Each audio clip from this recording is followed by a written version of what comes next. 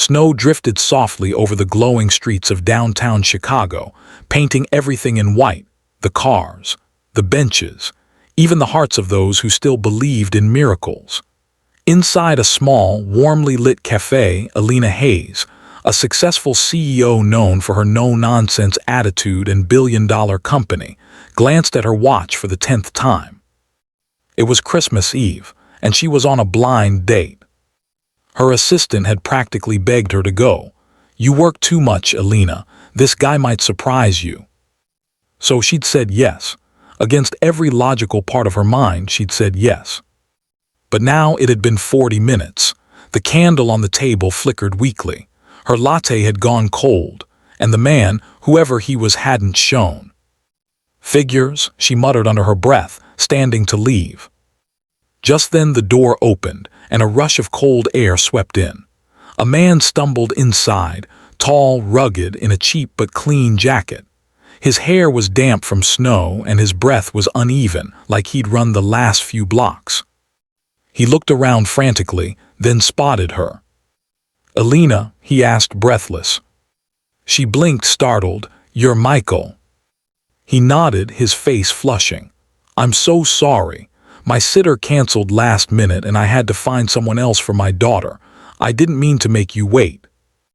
Alina studied him. He wasn't what she expected. No designer watch, no polished shoes, no arrogance, just honesty and exhaustion. She sat back down slowly. "You ran here on Christmas Eve for a blind date." He gave a sheepish smile. "It's been a long time since I've had one." They talked. About life, about loss, about how Michael worked 2 jobs just to keep his little girl, Sophie, in school. He once had dreams, music, teaching, but those got lost somewhere between diapers, bills, and heartbreak. Alina listened. For the first time in years, she really listened. There was something disarming about him, something genuine that no amount of money could buy. Hours slipped by unnoticed. The cafe owner was cleaning up when Alina realized how late it was.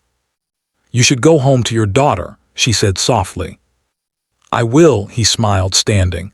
"Thank you for waiting. Most people wouldn't have." Alina hesitated. Most people wouldn't have run through snow for a stranger either. He laughed quietly. "Guess we're both a little crazy tonight." That night Alina couldn't sleep.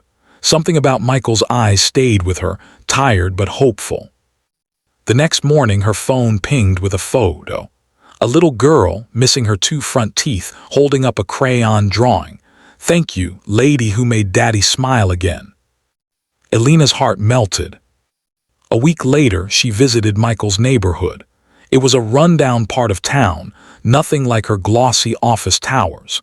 She found him at the community center, helping kids wrap donated gifts. "You didn't have to come," he said, surprised. "I wanted to," she replied. "You said you used to teach music, right?"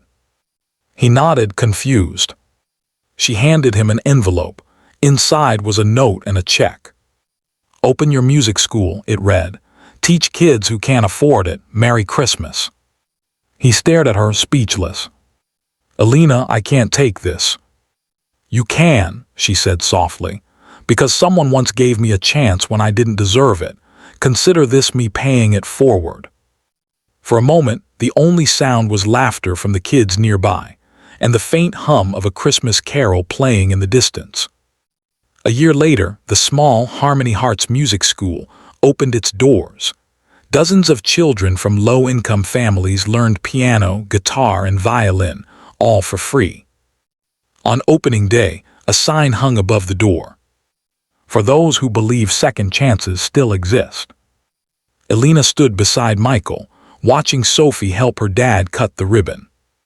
"Can I tell you something?" he asked quietly. "Sure." "I thought I was late that night," he said, smiling. "Turns out I was right on time." Alina laughed, tears in her eyes. "Yeah, maybe we both were." Snow began to fall again, just like it had that Christmas Eve. Only this time it didn't feel cold. It felt like hope. Moral: sometimes the best gifts come from moments we least expect. And sometimes Being late is just destiny's way of making sure we meet the right person at the right time.